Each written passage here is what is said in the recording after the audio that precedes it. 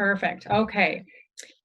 So again, I'm going to talk to you today about certainly the hiring trends in administration, but I'm first going to touch on what did hiring look like before COVID-19 and what does it look like now, and even touch a bit on what it may look like, moving forward, and really what does that mean to you.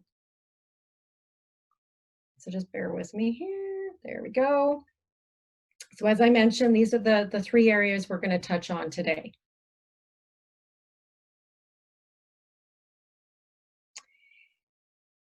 So now let's go back to hiring and what it looked like pre-COVID-19. When companies were going to hire, they would post an ad, usually on various websites, and LinkedIn, for example. They would attend career fairs, maybe do some networking. They would utilize professional recruiting firms like Robert Half, as well as get personal recommendations from people people in their network, people they knew, people within their organization. And then through these efforts, they would then receive resumes. They would shortlist, maybe do a few pre-screening calls, then do some additional shortlisting, and then get their kind of top individuals out of the initial applicants, and then set up in-person interviews. And sometimes there might be multiple in-person interviews. And then once decisions were made as to who they were wanting to hire, they would then coordinate the person's first day. And it would be in the office. They would run through the onboarding process with them. They would introduce them to the team. They may select them a mentor or buddy, take them out for an introductory lunch maybe. And usually people on their first day are given, maybe some company swag and that sort of thing to kind of, introduce them to the organization and give them a hearty welcome.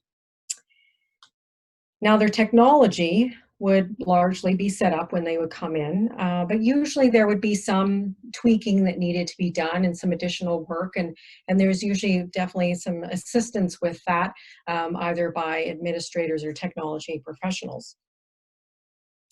Now, what's consistent through all of this? Well, it's the elements of the in-person touch points. That's really what stands out pre-COVID. Also in this process, the in-person interview was critical to gauge whether someone was a good personality fit for an organization. And in the old normal, remote work was more of a benefit and a request, but likely now will be integrated into the organizational structure overall. So what does this mean to you? Well, clients are going to be starting to assess people's ability to work productively in a remote environment, and they will be doing that throughout the recruitment process. So now, as mentioned earlier, the process has moved to being done largely remotely. And this has definitely changed how companies seek and hire recruits and how you as recruits are able to find new roles. With most hiring managers working remotely, and with most of them, working remotely, larger gatherings aren't possible. So things such as networking and career fairs are no longer options to utilize to find employment, because previously you could go to different career fairs and networking functions and talk directly to hiring managers. Pardon me. And clients are predominantly starting to tap their own networks to find talent before they even post a job ad. So what does this mean to you? Well, it means that there are jobs that are being filled out there that are never even hitting the internet. People are just simply, talking to people they know and finding talent that way. So in addition to what does that mean to you? Well, first, I would reach out to any former employers you have, if this applies to you, and if it's an option, because they may have a role right now that could be a great fit for you. I would also suggest, sorry, I'm just having trouble with my computer here. Bear with me. I would also talk to your network and let them know, specifically what you're looking for. And what's really key here is that you're very specific with what you're looking for. So they can refer you to, in case they are aware of any positions that they know in their network. So again, because organizations and hiring managers are tending to go to their personal networks to find people. So this would be a great way to get your name out there. I would also suggest using tools like LinkedIn and finding groups on LinkedIn that would be related to your area of expertise and where you're wanting to focus your job search on. Because that way you can do some social online networking. And I mean, it's not quite the same as the in-person, but it's still a way to get your name out there to people that you otherwise wouldn't have known. And if you are applying to roles online, ensure you have your resume customized to what the job posting highlights. Now, that doesn't mean you add experience that you don't have, of course, but it does mean that you're using, pardon me, the same narrative as is shown in the web ad. And this is to highlight your experience and ensure that it ties to what the job is specifically asking for. So looking for those keywords in the job ad and making sure that your resume is aligned to that. And what this is going to do, it's going to help your profile and resume get through any of the talent acquisition systems that are used by organizations now. When they post things online, things go through these systems before they even get to human resources. So it's going to help your resume get through those systems because they're going to pick out those keywords. That's what they're designed to do. And this will then further help you land an interview.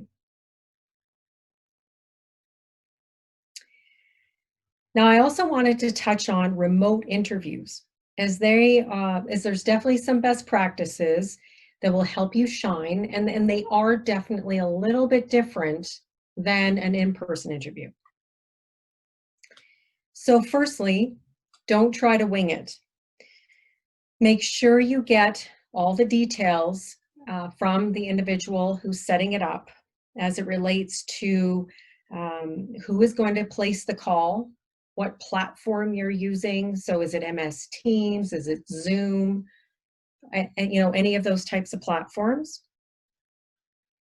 And who is going to be attending the meeting as well. And once you get the names of all the individuals, I would suggest, again, going on LinkedIn, seeing if you can find those people on LinkedIn, and just getting a little bit of an understanding of their background and who they are, because that will help you just feel a bit more comfortable and be a bit more knowledgeable going into the meeting.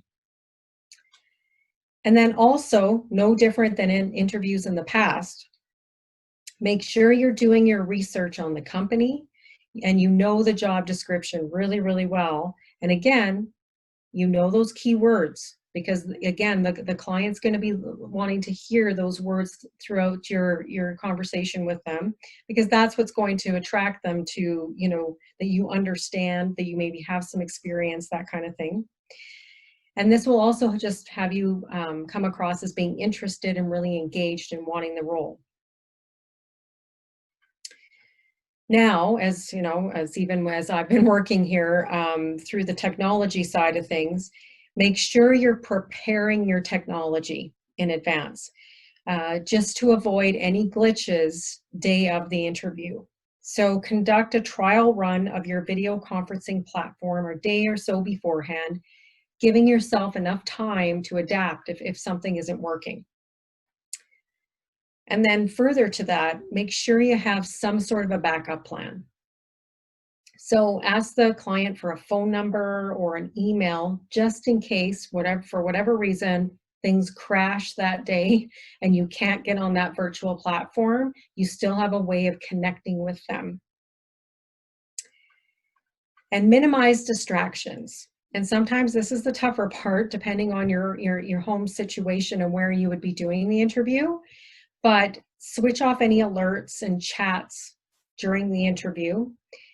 Make sure other people you live with know not to bother you outside of an emergency during that scheduled interview time. And if you can, try to be in a room where you can shut the door so you at least have like a good quiet space. And also another thing to keep in mind is what is behind you. Make sure that what is behind you is professional, that it's, or it's not going to be overly distracting when they're talking to you. So, and then make sure what you're wearing is something that you would normally wear to an in-person interview. Because it's really, people are still wanting to see you put your best professional foot forward.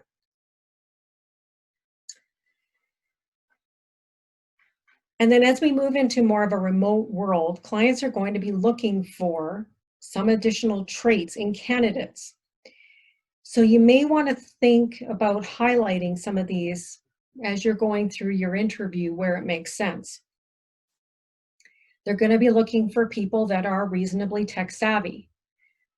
They're going to be looking for people who are used to taking initiative on projects, because working remotely really requires people to be disciplined and be able to take their own initiative. They need people to be good problem solvers. So very much tied to what the previous comment was, because when you're isolated on your own, you need to be able to think on your feet better because you don't have people you can quickly turn to get assistance. And then you have to be good, expert, and frequent communicators.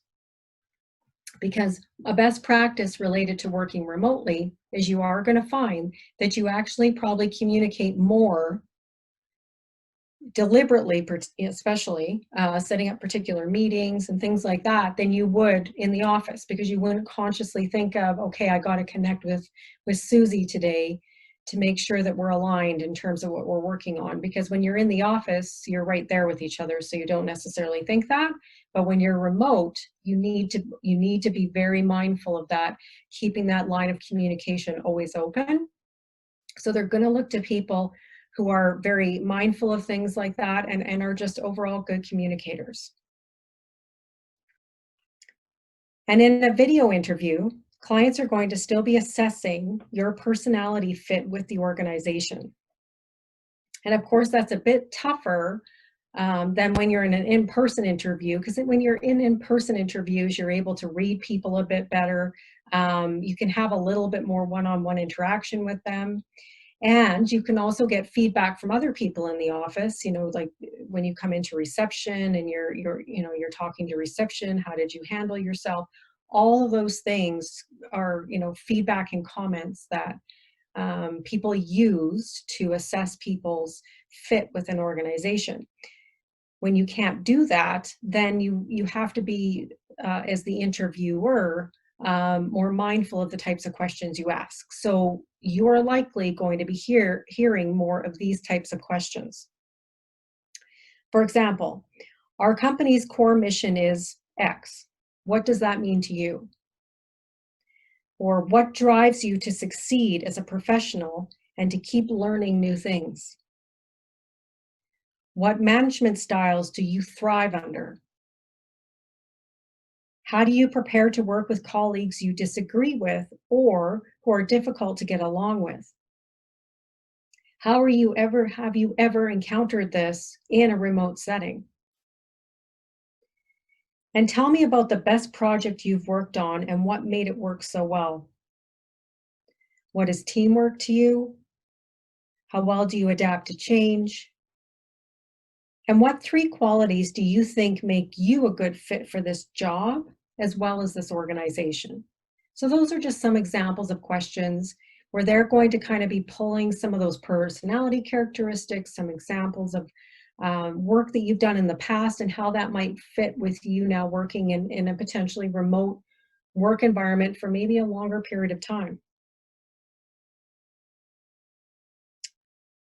I also wanted to touch on onboarding in a remote environment, as it is going to be, and it is quite different. So these are some things to expect. Now, the client will focus on, or should be focusing on, setting you up properly ahead of your start date. So you should have things like all your technical aspects looked after, your email, internet access, all other credentials. So that's sometimes a bit different than when you're onboarding in person, because sometimes that stuff isn't always 100% together your first day, unfortunately. But in a remote work environment, it has to be, because otherwise you have no connectivity with the people you're working with. So expect that that will all be done. And if the client you're working for is local, and you're using their equipment, then expect that you're probably going to have some sort of meetup um, arranged, whether that's curbside or whatever that looks like, to actually pick up all your equipment and what you're going to need. They will likely, oh, and also to that point, if you're using your own equipment, because sometimes that does happen, then they will ensure that you're sent everything that you need in terms of systems access, server access, all of that. You should have all of that before day one. They will also likely set up video conferencing meetings to introduce you to the team. The team will likely kind of run through who they are and what they do and that kind of thing. So at least you have an opportunity to get to meet everybody and get a sense of what the team does. They may also pair you up with a work buddy still, and that person can maybe be just a nice resource for you to help you navigate where you find things, if you have any just general questions, that kind of thing. And then they're going to be doing your training. And this is where things are definitely different, because the bulk of your training is all going to be remote. So that can be a bit challenging depending on what the role is. So the organization will certainly work through that, but you would have an expectation of having a lot of different probably meetings the first maybe even week of your job, while you are getting kind of immersed into your role and what's expected. And you may still receive some company swag.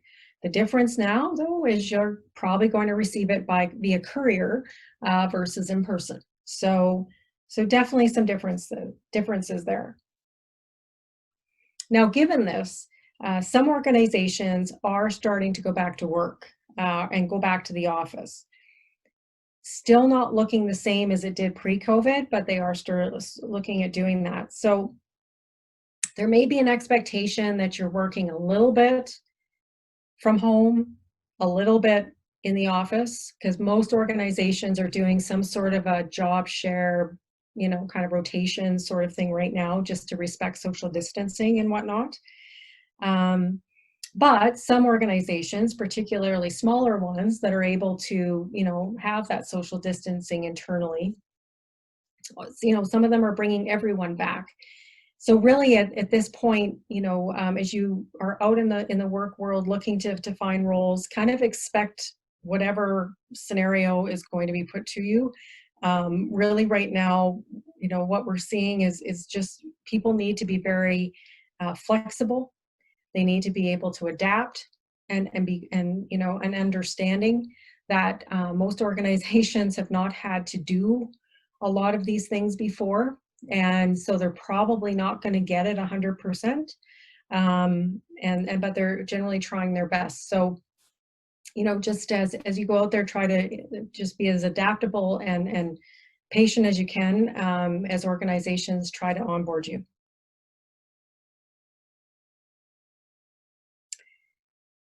Now, wanted to, as I mentioned, talk about trends in office administration. Now, I've broken these down into 4 areas: impacts of technology, educational impacts, industry trends, and then overall adaptation to a remote work environment. So impacts of technology, especially with things like reception based positions, we're seeing that many companies are moving to more of an automated phone system.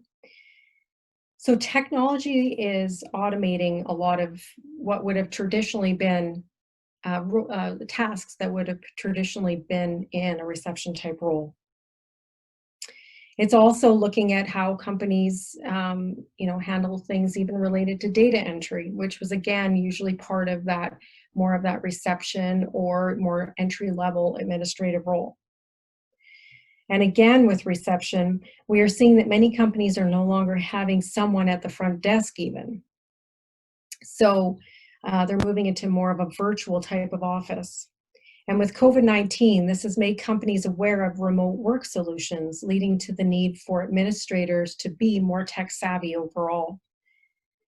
So overall, we're seeing roles move from kind of more of the manual standard administration, like a lot of data entry, picking up the phones, those types of roles, to individuals handling more strategic and technologically advanced tasks. Many times, even an office manager or coordinator might be their first point of contact within an organization for IT related issues. So they kind of become a little bit of tech support. And I know even in our office, our lead administrator in our office is actually our first point of contact when some of our systems aren't working. And SharePoint has also become a valuable technology platform, as everything has gone online. So somebody with like an informational management background, or who's really familiar with the digital environment and with some of these systems like SharePoint, for example, this individual is going to be a strong asset to an organization, because people in administrative roles are being asked to work a lot with technology to store and send information for the company. And we're also seeing a combination of roles happen. So as organizations are grappling through the economy being in a tougher place right now, and dealing with roles changing almost daily due to the remote work environment and that kind of thing, we're seeing roles sort of added to each other. So what would have historically been just an executive assistant, well, we now see an executive assistant being kind of more of an office manager who may also do some accounting tasks, like accounts payable or accounts receivable. We may see what would have looked at as more of a receptionist in the past be more of a bookkeeper. So that doesn't mean they have to have a strong accounting background, but they will be asked to do some of the accounting function for the organization and manage those tasks. So we're seeing a lot of the administrative tasks within an organization sort of meld together. There's no longer really office administration and accounting, for example, and IT. It's kind of all coming in mishmashing together in different roles. Educational impacts.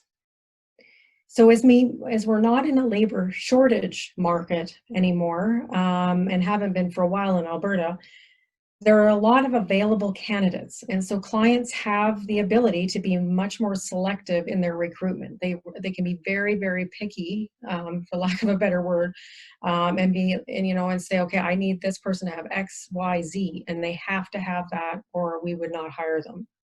Whereas in a market that has more jobs than people, sometimes clients have to flex on some of their requirements. So what as a result of that, what we're seeing is people that come to the table with a bachelor's degree of whether it's administration, accounting, maybe something to do with technology or commerce or those sorts of things. Those people stand out versus individuals that don't have that. So that's kind of becoming a base requirement for organizations. So really any sort of post-secondary education or something that's assessed, from people's home countries, and it's, assessed here to be at a certain level, equivalency, that's going to make those people stand out over someone who wouldn't have that post-secondary. And then industry trends. So just to give you a sense of some industries we're seeing that are looking at the administrative kind of roles. So property management, it's an essential service that is always in need of strong property administrators or tenant coordinators. Both residential and commercial sectors seem to continue to be busy with things like office moves, filling leasing spaces, coordinating showings, and helping the property manager with any administrative functions and customer service. Retaining tenants right now is of utmost importance to those organizations, and so there's lots of tasks that are being put out to administration. Public sector, government, although there are significant reductions in staff with the government, there's still a need for administration. And from a temporary perspective, they are able to source individuals still to help with things like cleaning up of projects, fill any gaps they may have because they can't hire permanently because there's a lot of hiring freezes with them. But then the work doesn't go away even though there's hiring freezes. So there's opportunities to bring in people on contract to help kind of, tackle certain tasks that have to get done, particularly as it relates to things that are directly frontline. And manufacturing, distribution, logistics, anything in that supply chain space with shortages of supplies or the increased pressure to continue to manufacture or move goods across borders. This has been a space that has continued to be busy, looking for specialized skill sets in supply chain or import-export logistics. So anybody with any exposure to that, there's certainly requirements out there for individuals with those skills. And then further to what I was speaking about on the previous slide related to remote work. Some employers are looking to cut down on some costs, such as building costs, with allowing their employees to work from home and implement even some desk sharing situations. So that's something we're starting to see may emerge out of this COVID-19 pandemic, is that the working remote as part of like the daily work or a weekly work schedule is possible, and may be likely in a number of organizations. So what does this mean to you? Well, it means that it's important to ensure that you can work from home longer term if needed. And as you're going through the interview process, being very understanding if, is this a long-term thing that clients are looking to do? Because if it is, then make sure that you've got the capacity to manage that. So that's my presentation, and I'd be happy to answer any questions at this time.